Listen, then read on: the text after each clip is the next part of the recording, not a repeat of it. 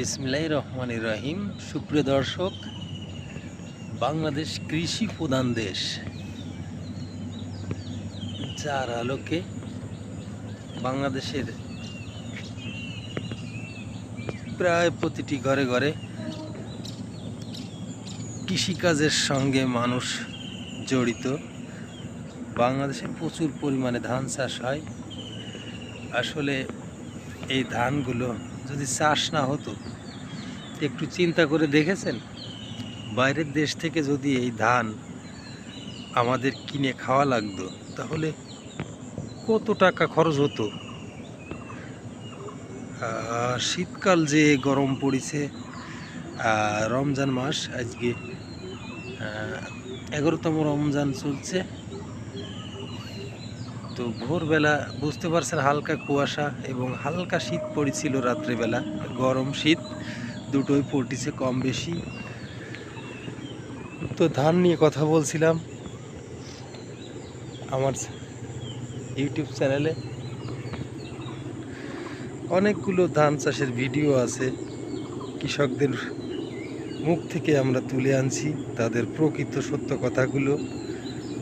তো শত ব্যস্ততার মাঝেও কৃষকদের একটু কষ্টের কথা এবং সুখের কথা তুলে ধরি চ্যানেলে, নিজস্ব ভালো লাগা থেকে।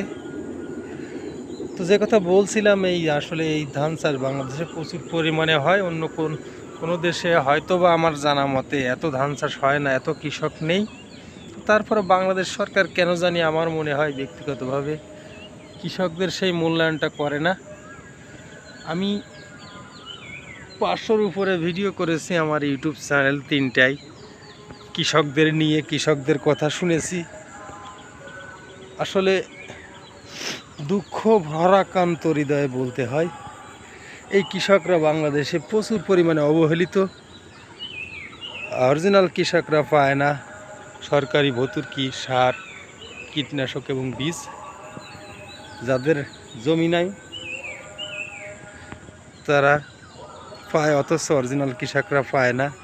নানান সমস্যা রয়েছে কৃষি সেক্টরে যে কৃষি অফিসার রয়েছে উপজেলা পর্যায়ে, তারা অনেক দুর্নীতির সঙ্গে জড়িত।